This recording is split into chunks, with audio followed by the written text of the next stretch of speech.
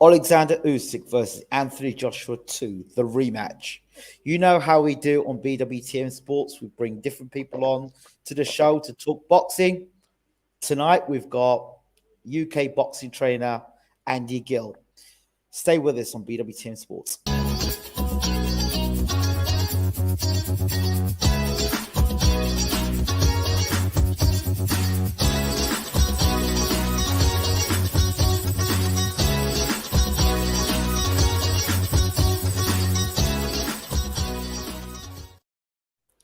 For those of you wondering who Andy Gill is, Andy Gill's the gentleman that's in that little segment that runs and runs and runs and runs. And that segment has been running, I think, just COVID time. So it was a COVID time video. So I need to do an updated video of that. Don't you think, Andy? About time, Ingram. Yeah, how you doing? I'm good. It's good to hear from you. How are you? Yeah, I'm really good, brother. I'm really good. Yeah, really good. Yeah, Jamie won the Southern area, so I'm buzzing. Congratulations. Yeah. So tell it for people who don't know who you are, not acquainted with you, we've got a lot of new subscribers. Just quickly introduce yourself once again. Name's Andy Gill. I own a gym called Evolve Boxing Academy, which is an amateur gym, a full-blown charity. And then we've branched off of that, and some of our amateurs have turned pro. So I've got Evolve Elite, and I've got 6 pro fighters under me now. Fantastic. You just talked about Jamie Smith becoming Southern Area champion. Let's talk about that. He fought a gentleman called Daniel Mendez, who held the belt. He had 16 fights, 14 undefeated. The 2 fights he lost went the full 10 rounds, and he lost it on points. He's never been stopped. Jamie, we rehearsed. Mendez likes to attack and then run, attack and run, attack and run. So I started training Jamie to be a southpaw, switch stance, to trap him, to stop his foot movement, stop him having the freedom, and hopefully, get him a little bit anxious, a little bit frustrated. So the first round he went out and he executed the plan well. He had to wear a couple of shots, but it's boxing. I told him when he come back not to hook high, hook low, so punch downwards, because Mendez, he hinged at the waist and rolled his head from the waist. So he was an easy target to hit as he was coming up. And I told him to punch through the guard. When he's there on the ropes, his guard's up, just punch through the guard, because Jamie's a power puncher. The 7 fights he's had 5 stoppages. So the second round, he dismantled him and put him through the ropes, stopped him. Wow, that's good enough. No, 2 rounds. 2 rounds, yeah, for a bloke who's never been stopped.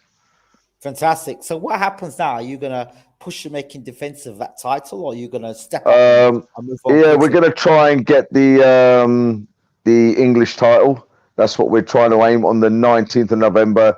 If we can't get that, then we'll defend the Southern area. Okay. So what would be the hold with the English title? Is it the opponent? Is it the venue? Is it money? What would it be the hold up? The hold up would be most people win the Southern area and then throw it away, and then go to the English, throw it away, and then go to the British. So it depends whether the gentleman who won it wants to defend it, a voluntary defense or a mandate defense. It's down to him, or he might just throw it aside and go, I want to do the British title.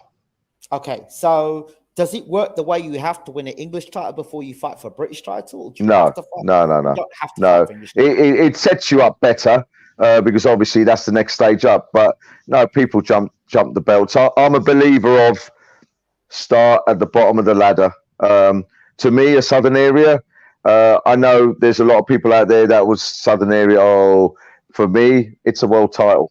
It's a belt. So there's a lot of boxers who have, had a lot of bouts, retired, and they've walked away with nothing. So a Southern area to me is if Jamie decides now I don't want to box anymore, he's won a Southern Area title. And that's the path I will have all of them go on. You know, I aim for these belts. So the Southern Area, so you would like to go for the English title next, and then I guess English, then British, Yeah. Commonwealth, Yeah. European, world. Yeah. Old school. Yeah. Love it that way. Yeah, because as you win them, you grow as a fighter, you grow as a coach. The knowledge is there, and the next step is there. Where people want to jump, they want to go to WB silver belts, they want to do this, they want to do that, and it's a massive jump. You know, I think you for me personally, I need to grow. You know, Southern Area now. You know, let's do the English now. When one of my other fighters goes for the Southern Area, I've already felt what it feels like. Yeah, I've gone through it. I've seen the way the fighters reacted to it. So, you know, that's the step.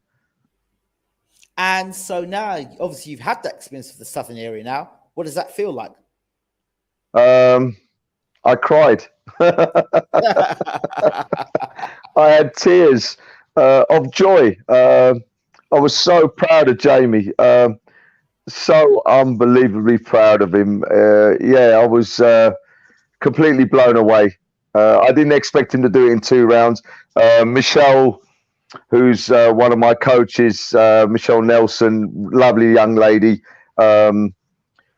She comes and helps me out with the amateurs, and she's got a pro license. So yeah, we work really well together. But through camp with Jamie, the start of the camp, I said to Michelle, I could probably see this going all the way, because Jamie was getting frustrated with southpaws every time we sparred one. Then after a couple of weeks, he started getting the drift of it, and I said to her, it'd be about 6 rounds. I reckon he'll stop, you know, stop him in about 6 rounds. Then the last week before the fight, I said to her, it'd be 4 rounds, because I could see the confidence growing. I could see him executing things that we've been working on in the gym. And I never say to my, fighter, you're going to knock him out in this round, you're going to do this, you're going to do that. So I thought 4 rounds. When he done it in 2, I was jumping for joy. Fantastic. So yeah. Let's talk about the boxer experience and the exposure. In hindsight, what has that done looking back and now looking forward? When we were actually there, I think the boxer series I was disappointed that Jamie lost, point blank. But I wasn't disappointed in, I could pick apart his performance. I'm a coach. That's part of what I do. But taking that aside, the reason I was disappointed was there was a big pot of money for him to grab, which could have got him on the ladder to buying a house, which could have bought him a new car, which could have given him a brilliant holiday for him, his missus, and his children. That's the part I was disappointed about. The 3-fight, 3 rounds scenario didn't suit Jamie. Jamie's been a pro for, 5 fights, and he's just got used to doing the 4 rounds, the 6 rounds, going to the changing room, stripping down, having a celebration. That's it. So when he went out, and the first fight, he took a gentleman called Jack Fay, took him out in the 2nd round. Jamie was a little bit gun-ho. Defenses weren't there. But he was a crowd pleaser, not a coach pleaser. But he done the job, got him out of there. And where Jamie went wrong was in the changing rooms. I said to him, sit, stick a towel over your head, put some music on. He was hyper. He was so excited in what happened. And I think nervous energy, he kind of burnt himself out a little bit. And then with Zorro, he played into Zorro's hands. Zorro's a counter puncher. And what Jamie should have really done was put pressure on him, lots of it, so he didn't get the chance to counter. Jamie was smothering him, and that's what Jamie should have done, taken the fight to him and made it a fight. But he was trying to have a boxing session with him, and it didn't pay out. Okay, Fair enough. So Social media wise, it has grown the platform for him. So that's been a massive benefit. You know, Pete Sky's seen him. Obviously, Steve Goodwin's seen him in a different light. You know, we got him the Southern Area belt because of it. And when he goes to the York Hall now, it's like his backyard. There's no nerves. There's no anticipation. There's no the lights are getting to him or the crowd's getting. There's none of that. So that's helping. He's grown. He's grown as a fighter. Would you go back into that competition if it came round again, or would you say no, thank you, it's not for us? For Jamie, no, thank you. For Lewis, 100%. I would take that for Lewis. I would probably take it for Courtney.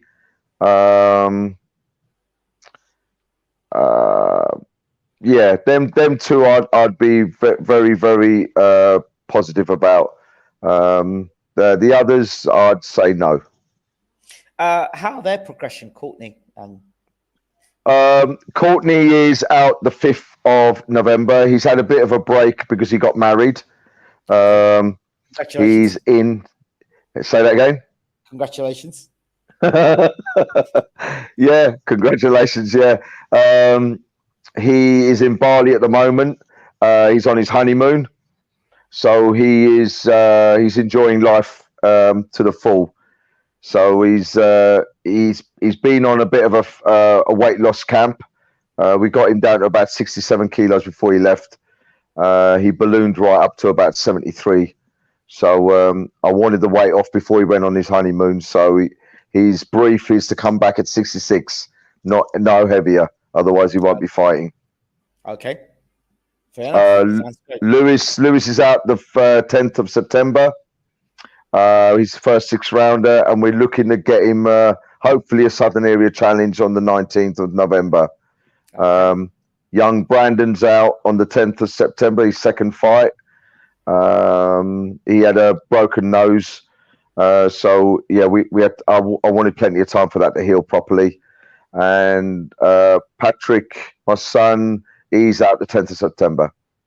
Fantastic. So it's all going for Evolve Elite at the moment, right? Yeah, it's coming along. We're baby steps. We're all learning. I'm learning. The boys are learning. It's all baby steps. We're not rushing anything. We're taking our time. Fantastic. Okay, so let's talk. I'll take it another way. I was going to go Usyk-Joshua first, but now we're talking about weight loss and all this stuff. Let's talk about EUBANK Jr. versus CONOR BENN. Your thoughts? EUBANK's weight loss. Yeah.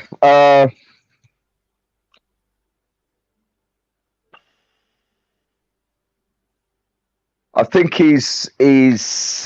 I think he'll get the weight off.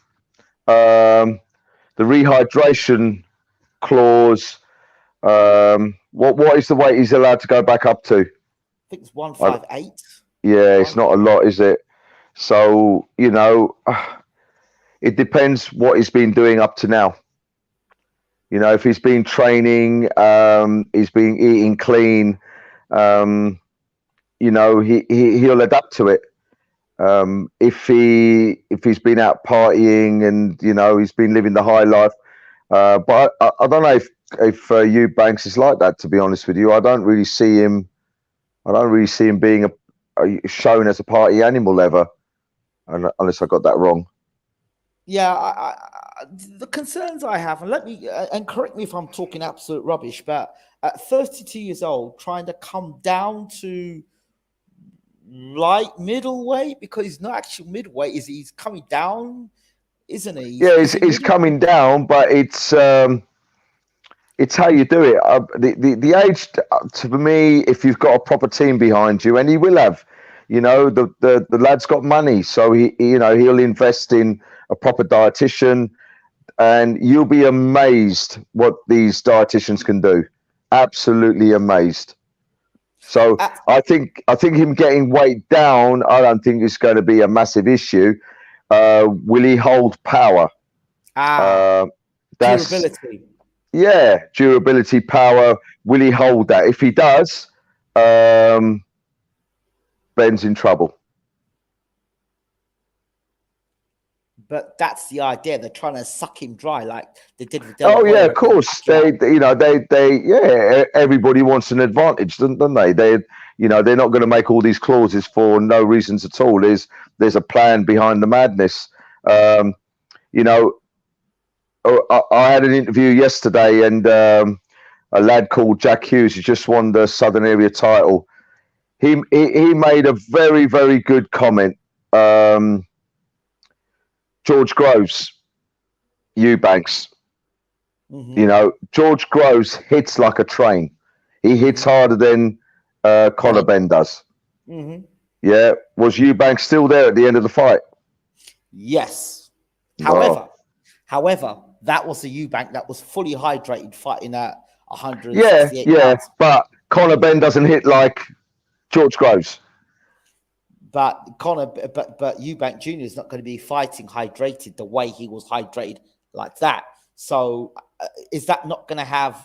It's so hydrated, as in if he works to a proper dietitian plan, he will be hydrated at a lighter weight. Just because he's losing weight doesn't mean he's going to be dehydrated.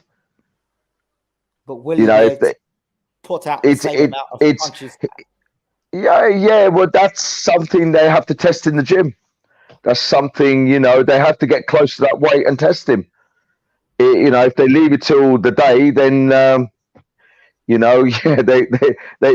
it could backfire on them. Let me throw this at you. Okay, let's say it's your boy, Jamie Smith, and he has to come in at a catch weight at super middleweight. Super middle, 78. Yeah. World title fight has to come in at 70. Has to come in for a world title fight. WBC super middleweight championship of the world against a beatable champion. Right, and after the weigh-in, what's the weigh-in? A couple of days before, how much is he allowed to put back on? And he's coming at short notice. Let's do it this way: short notice. Let's say he's got a month to prepare for the fight. Short notice. So, and you're telling me he's 91 kilos and he's got a month? I wouldn't take it. You wouldn't take it? No. For all the money in the world? And what, his life is worth how much? More than all the money in the world. I'm glad you're saying this stuff. Yeah. It's impossible for Jamie to lose 13, 14 kilos in a month. There'll be people who will do it, but I won't be supporting it. There was a situation with Rackman and Jake Paul, and 2 weeks before the fight, I think he's cancelled the fight because he's not hit a certain weight at a certain time. Yeah, which is crazy. Your thoughts? What, that he's pulled out of the fight? Yeah. What was the weight difference? What was the agreement, and what did he come in at? I think he had to try and make himself down to 200 pounds or something like that. Or under 200 and he's coming in about what, 216 or something. Yeah. That was well, if that agreement's been made and they've both signed it, then Jake Paul's doing the right thing. He's protecting himself. But 2 weeks out before the fight. Yeah, 2 weeks out, but if that's 16 pounds, what's that? That's about 8 kilos. Okay. You're going to lose 8 kilos in 2 weeks. Not safely. Okay. I've heard stories. In fact, I've known, I'm not going to say who the fighter is, but this is a world-class fighter that made several defense of his world title and would starve himself. He'd starve himself to make the weight and would still box and retain his world title. Yeah, there is people out there that will do it. But for me personally, with my boxers, yeah, no chance. I'm not going to live with the death of someone because I've starved them. Wow. I'm not going to live with someone being dehydrated and ending up with brain damage. I'm not saying that none of that is impossible for any fighter, because we all know the dangers. Of course. But why would I add to them dangers? Why would I add more problems. I won't do it because I wouldn't be able to live with myself. If I knew that one of my fighters has died or has got brain damage and it was something that I could have done to avoid it, then I wouldn't be able to live with myself. And my fighters they're my world. They're my children. They're my family. They're my blood. Yeah. Would I throw my son in front of a truck? No. So why would I do it to anybody else? So, okay. Then I know there are promoters in the world that like to throw fighters under the bus for a short change and a bit of money. Would you throw your fighter under the bus, but would you take one of your fighters into a fight that you damn well knew your fighter could not win, had a puncher's chance, as they say, a puncher's chance, but really that's it, a puncher's chance. Would you stick them out in a fight you knew they couldn't win, but knew they were going to get paid very well for it afterwards? Okay, so if my fighter was at a caliber where, obviously we're going to study who we're fighting. If a fight's given to me, say I get a phone call, and I'm just going to use this out of the blue, Andy, we can put Lewis up against Canelo. You've got 2 weeks to get ready. We're going to pay you £4 million. No, thank you. Andy, Canelo's going to come down in weight to match Lewis. You've got 12 weeks to get him ready. Yeah. Now I can do something. Because now Canelo will have to lose weight to come down to us, which gives us a bit of an advantage. And I've got 8 weeks to support a strategy, a game plan. Okay. And I proved that with Jamie. An unbeaten fighter, we took him apart in 2 rounds. That's because we had a game plan. Okay. All right. Question here now from Leif Graverson. Good evening, Leif. It's always great to have you on the show. It says, does Coach Andy see any health risks for EUBANK in the bout with BENN? Not if things are done correctly. If you've got specialists, so a dietitian, you pay, Lewis uses a dietitian. Lewis used to lose weight by himself and he struggled. Got a dietitian and he actually fought with 50% more energy than he was when he was doing the dietitians, they're scientists. They, what to have, 30 minutes before a fight, what to have after a fight, what to drink, how to water load. They're scientists. If you get a good one, and EUBANK is at a level now where he can afford these people. So I don't see any risks to him at all. If it's done the right way, you've said. If it's done the right way. If a fighter just takes it upon themselves and thinks, you know what, I'm 3 kilos overweight and I'm not going to eat or drink for the next 5 days. Now we're committing suicide. Now we're going to have problems. But a dietitian will get you down. Lewis fights at 60 kilos and his dietitian got him down to 57. He never even got to 57 as an amateur. Got down to 57 kilos. No problem at all. And we weighed the day before, and by the time he rehydrated, he was 58, 59. He put a couple of kilos back on and he was back at his normal fighting weight. Wow. So it can be done. It can be done. It's where have they capped EUBANK off? All the weights and that, I haven't really looked into it, but where have they capped him off? And if he can put on a kilo or 2, and he will, his body will automatically do that with fluid, liter of water, kilo of weight. Okay. What about BENN coming up in weight?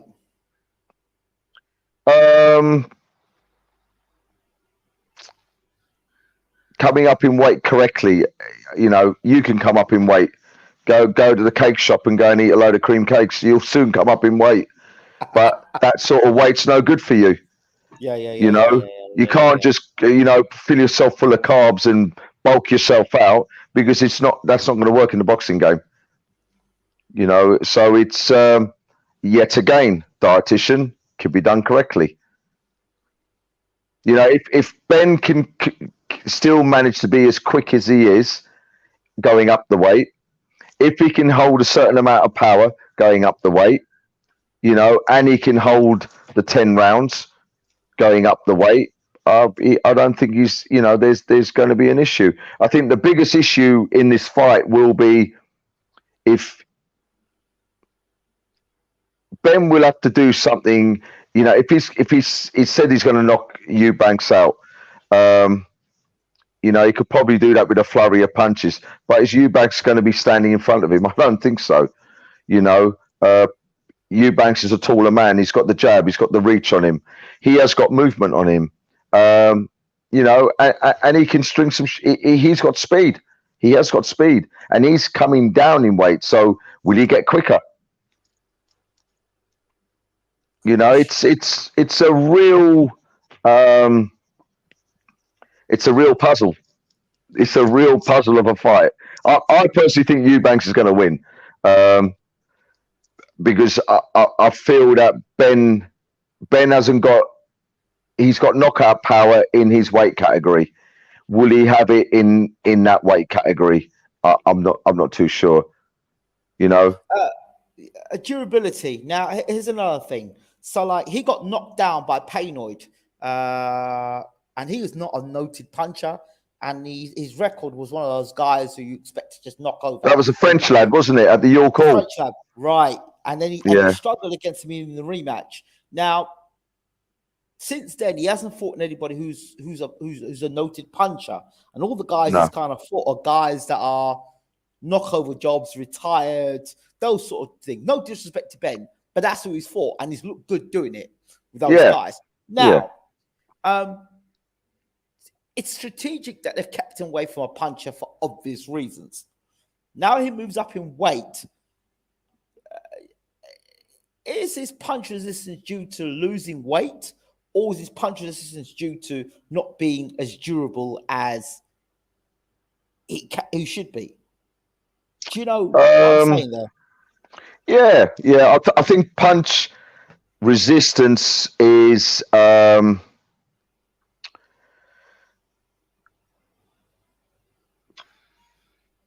sparring will build punch resistance.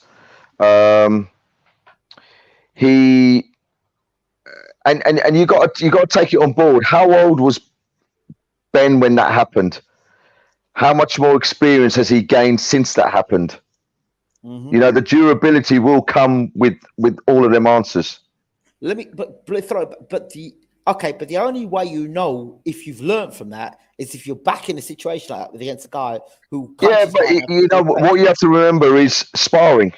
Yes, of course. We don't show sparring. We don't talk about sparring. We don't film it and stick it out there. So who's he sparring? You don't know, and I don't know whether he's sparring people who can punch heavy. And I guarantee he is. He is doing that. I guarantee it. Because Eubank told him, you better get quality sparring for this one. You better get quality sparring. Yeah, I think it's more that, it's Canelo. Canelo's a puncher. Yeah, he stopped a lot of people. Yeah. Yeah, until he moved up. And then he looked like nothing. Mm. The last fight he had, he got dominated by basic boxing. Bivol, that's my boy. There was no, punch power, nothing. He got dealt with by a better boxer, plain and simple. Yeah, but it's what I'm trying to say to you is Canelo's known as a puncher in his weight. Yeah. Of course. But when he all of a sudden jumped up, 3-4 weights, he wasn't there. Absolutely. It wasn't there. So you think that your prediction is that Eubank wins the fight, and if he does it right, the weight won't be an issue. Yeah, I don't think for either one of them, if it's done correctly, if it was a massive issue, this fight wouldn't be happening. Because how's the British Board of Boxing going to stamp this if someone's going to get seriously hurt out of it? It's not pure madness, this fight. You know, the talk's making it that, but it's not pure madness.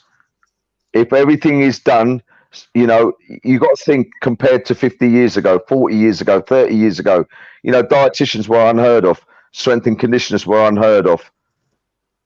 Okay. You know, but there's all these, you know, new things being put into the pot of boxing now. Yeah. Yep. I'll take that into consideration. Absolutely. Yeah, it's scientific. This, you know, it's not just, you know, it's not just, you know, a sport of, you know, two gladiators. There's a bit of science gone into it as well now. I think sometimes the science gets carried away. Like strength and conditioning, I see some stuff up and I think, really, that's not even related to boxing. So yeah, I think some of it is just a total waste of time. And you know, I think it can be overcooked. But the dietitian work, everything I've seen so far around my boxers, you know, both of the Jacks that work with us, Jack Nutrition, I forget his bloody tag now, but both of them have been fantastic. Absolutely fantastic. They come down, they put them on a treadmill, they put the breathing operators on, they see, you know, how much calories they burn just sitting still. How much they burn when they're doing this, when they're doing that. They calculated all the calories for them with their weight. You know, how much fat they're carrying. They come down and tested them for a whole day, all of them, put them through proper tests, and then worked out all their diet plans. Fantastic. Let's talk Joshua versus Usyk, the rematch. Your thoughts? What were you? Who did you back the first fight and why? And now this fight. I backed Usyk, and I don't mean this disrespectfully to Anthony Joshua or to Usyk or to any other fighter out there. For me, there's levels. Usyk is elite. He's an elite boxer. And I don't put AJ up there. You know, I can't take it away from AJ. He's done well. He's made money. You know, he's got up there. But Usyk's is a different level. And no matter what AJ does, when things are not going to plan, he will revert back to the way he boxes, and Usyk will do a number on him. That's your rematch prediction. Yeah. And you got to think, Usyk has put weight on. There's more behind him now. That's what I'm thinking. Usyk's been in a war-torn country, seeing things that Anthony Joshua hasn't seen. You know, which is for me, I think it's going to make him more determined. It's going to make him more hungry. I have a theory, and you can correct me if I'm wrong. You're the boxing trainer. But my theory is he's packed the weight on because he's not going to move as much, and he's going to push Joshua onto the back foot, taking away the punching power that Joshua has, because Joshua is not as effective on his back foot, won't get as much leverage into his shots. And once he puts combination together, Joshua will have no answer to that, because you just have to look at the Ruiz fight, the first fight, when Ruiz put Joshua onto the back foot and through combinations, didn't like it. Joshua didn't like it, and B, didn't have any reply to it. And his natural response to when he gets hit is to just shell up. He doesn't counter punch. He doesn't react well when he gets hit with shots. He cowers away. Your thoughts? I agree 100%. 100% with what you just said. But I don't think Usyk will stop moving. That's in his game plan. That's Usyk's fought like that all his life. He can move and he will move and he won't stop moving. So yes, I think the weight's there so he can have a bit more pushing power. Yes, get him on his back foot. I still think he'll move around him, but I think if he gets him onto the ropes like he did at the end of the last round, he got him onto the ropes. But this time he'll have weight to throw onto him, which will drain Joshua. You know, just a little thing you said about Ruiz. Uh, yeah. Have you seen his strength and conditioning coach? Did you see the size of him when he got in that ring? No strength. Ruiz when he beat Anthony Joshua. Yes. So Anthony Joshua's got all the science behind him, and Ruiz has got, Yeah. Yeah. I hear you there. You see what I mean? So it's it's nothing against Anthony Joshua. I'm just saying about strength and conditioning. It can be blown out of the water. It can be hyped up. And the old school way, we didn't have a lot of that. The boxing coach was everything. He done everything that needed to be done. That coach done it. What do you make of the talk from Robert Garcia, talking about Joshua's mental state and that he doesn't believe in himself? He needs to believe in himself more. As a new coach coming in, is that something you should be telling the public, or is that something you would be telling the public about your fighter?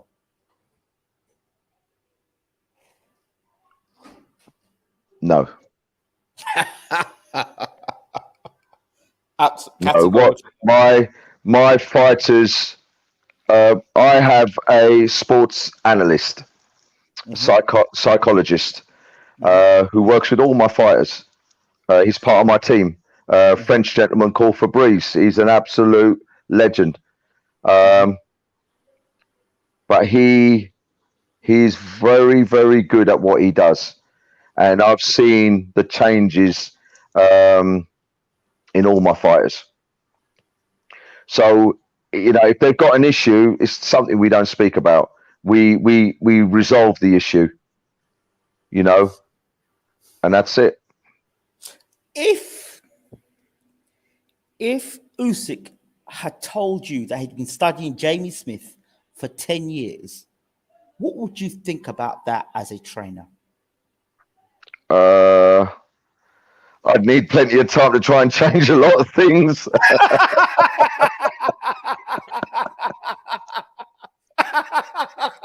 Yeah,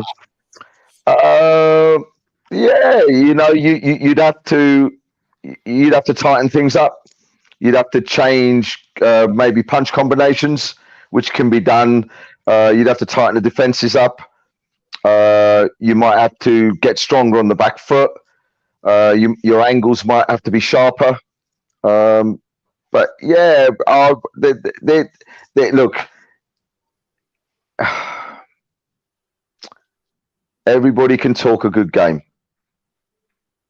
It's the night of that fight that we will all find out exactly what's been happening. In your assumption, or if you're gonna paint this fight out, how do you see it going?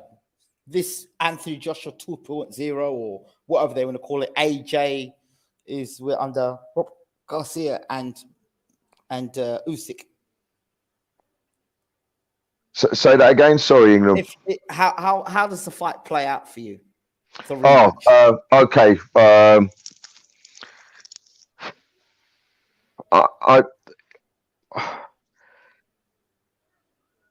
I think it's for me. I think Usyk's going to win on points. That's what would be my number one prediction. If AJ has changed as much as it's been said he has, and this is happening and that's happening, he's going to go out and he's going to go at Usyk and he's going to put him under pressure, and he's not going to stay too long, and he's going to get at him and pressure. I think if that was the case, I think Usyk takes him out in probably the 7th round, because AJ's not used to fighting like that, and I think he'll blow out. AJ's used to popping a shot and sitting back, popping a shot. When they get on the ropes, he'll throw his uppercuts, body shots, bits and pieces. But he, if someone puts him under constant pressure and they've got weight to throw onto him, I think he's gonna, he'll get tired very quickly. Okay. Just to close, do you have a message to anybody or to people watching the show? Keep following this gentleman. Keep listening to all his interviews. Ingram is a top man. There's no, and I don't need to blow smoke up him. He is one of the most genuine characters that I've got in my life. So listen to him, follow him, and to everybody else out there, just stay safe. Look after yourselves, all of you. A message to everyone at your boxing club and the amateurs and the pros. Much love from BWTM Sports. We wish you all the very best. And I said, your fighters are welcome to come on the channel at any time to talk about their careers. I'm gonna queue them up. I'm gonna get them. Yeah, I'll get Jamie for you next week. But I tell you what, let's do one from the gym again, and let's get them to just do a revolver. Just sit them down in a chair, and let's talk about one by one of them. Let's get them in because people like it. People enjoy it. Yeah. No worries. Yeah, just give me a shout and let me know when, and we'll get Lewis up, Brandon, get young Brandon up. Courtney's away at the moment, but in the next couple of weeks, get them all up. It's no problem. Just give me a text. And also talk about your female coach as well, because Michelle. Get Michelle up. Yeah, definitely as well. All right, Andy, as always, thank you so much for being on BWTM Sports Gaming. It's always a pleasure having you on the show, and as always, you've articulated yourself excellently. And I'm thinking boxing fans will enjoy listening to you. Oh, and if people want to contact you, Andy, how do they contact you? If you go onto Instagram, Evolve Elite 2019, all my details are on there. My number, anything. Yeah, if you want to follow any of the boxers, everything will be on there, including bank details as well. Yeah, and my PIN number. Andy, again, thank you so much for being a great. No worries. Thank you, Ingram. Thank you. God bless. All the best. Thank you again. Bye bye.